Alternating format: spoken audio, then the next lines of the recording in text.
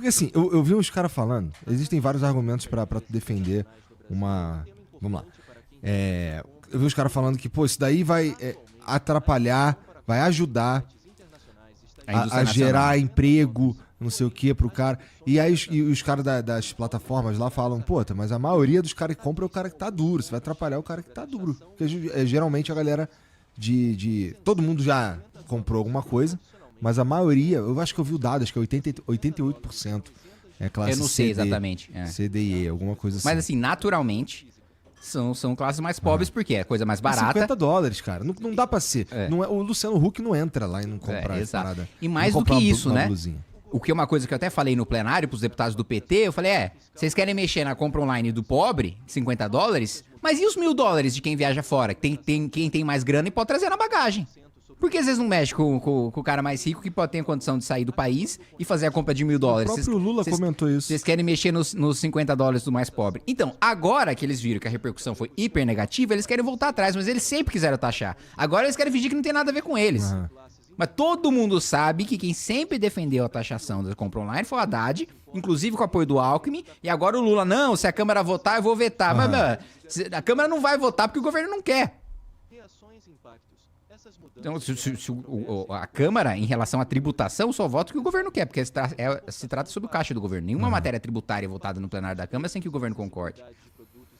Entendi. Então tem esse ponto da hipocrisia, né? Pô, não vou mexer com os 1.000 do rico, mas vou mexer com os 50 do pobre.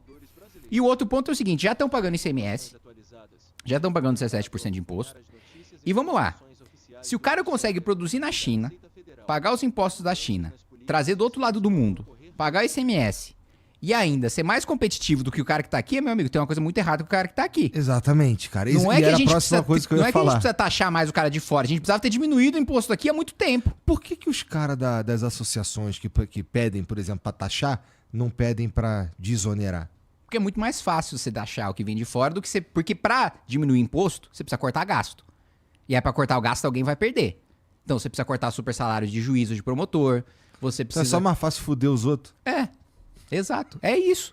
Porque eu vou falar pra você, vem muita gente da grandes industriais, grandes empresários, vem falar comigo, porque, pô, é uma irresponsabilidade que você tá defendendo, né? Porque vem o chinês, vai quebrar tudo aqui. É o seguinte, ó. Qual que é a agenda de competitividade para a indústria nacional que vocês promoveram nos últimos 80 anos? Vocês promoveram a reforma tributária? Vocês pressionaram a classe política para fazer a reforma tributária? Não. Tá lá pelo menos, desde a Constituinte para só foi ser discutido agora. Tem mais de 30 anos depois. A indústria não moveu, os produtores nacionais não moveram 1 milímetro pra gente fazer essa discussão. Por que vocês não promoveram a reforma administrativa pra gente deixar de gastar o quanto a gente gasta com a elite do funcionalismo público? O funcionário público federal ganha o dobro do funcionário público municipal que tá aqui na ponta. Brasília tem os maiores salários do Brasil. Como? É Brasília que tem indústria? É Brasília que tem agro? É Brasília que tem a puta de uma economia pra pagar tudo isso? Por que os servidores públicos de Brasília são os mais bem remunerados do Brasil? É tudo dinheiro do resto do país que fica concentrado lá, e aí lá tem os maiores salários do funcionalismo público. E, inclusive, os outros funcionários públicos que pagam e a iniciativa privada que paga. Por que vocês nunca lutaram pra reformar isso? Por que vocês nunca lutaram? Quando eu fui relator de um projeto hiper chato, que você não vai querer saber nada dele, assim como a maior parte das pessoas não quer saber, porque é extremamente técnico, que é licenciamento ambiental. Licenciamento ambiental, basicamente, o processo burocrático que você precisa passar se você tem uma atividade que polui, que desmata, que tem alguma coisa desse tipo. A nossa legislação... Primeiro, não existe legislação federal. Tem mais de, tem dezenas de milhares de resoluções, de atos normativos federais, estaduais e municipais que regulamentam isso. Então, a gente não tem uma legislação unificada, dificulta muito fazer uma ferrovia, fazer uma usina hidrelétrica, que é o que tem mais impacto ambiental.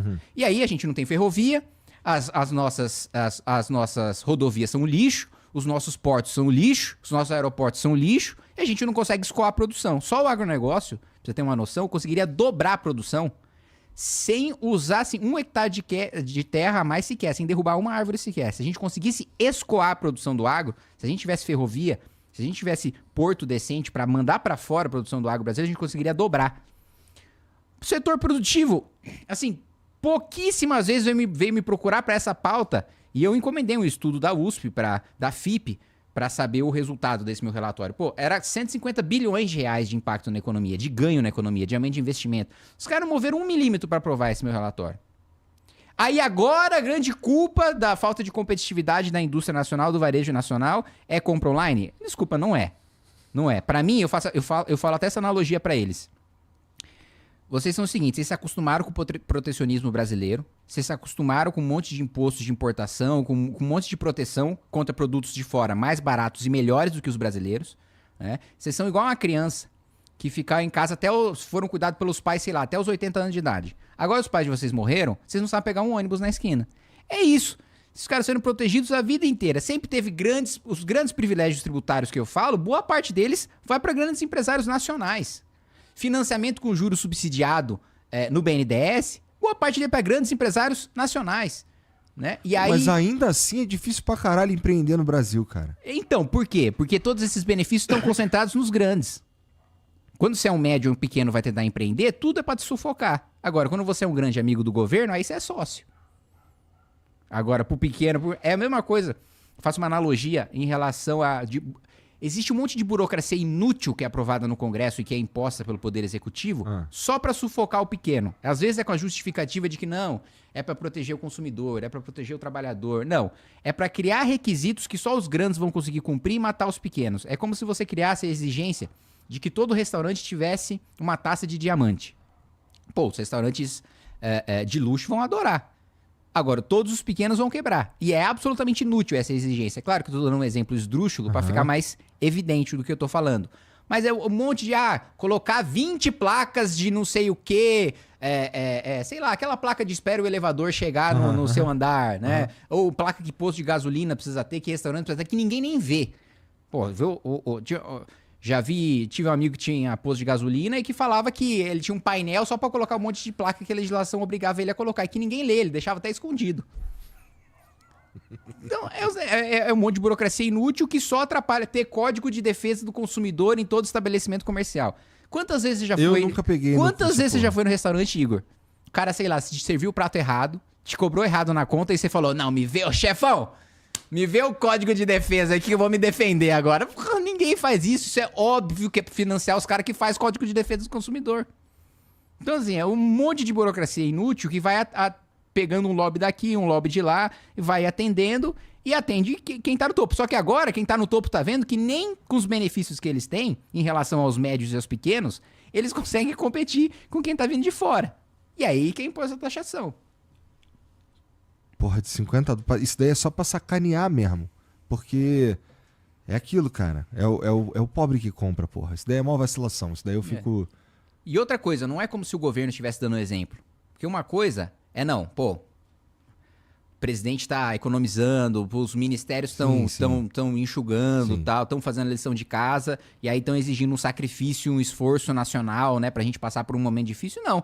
Tá lá a Janja comprando sofá de 100 mil reais, né, de controle remoto, que eu nem sei que porra que faz um sofá com controle remoto, tá lá usando nosso dinheiro. O IBGE gastou 6 milhões de reais, o IBGE, que é pra fazer pesquisa, instituto, gastou 6 milhões de reais em camarão e canapé pra ficar fazendo festa, né? 6 milhões de reais pro IBGE comprar camarão e canapé.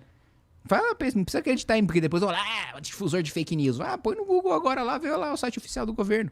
Né? Coloca lá os 6 milhões de reais, camarão, canapé e IBGE. Você vai achar no Google quem tá assistindo agora. É tipo os leite condensado do Bolsonaro? Um monte de gasto inútil pra casta privilegiada.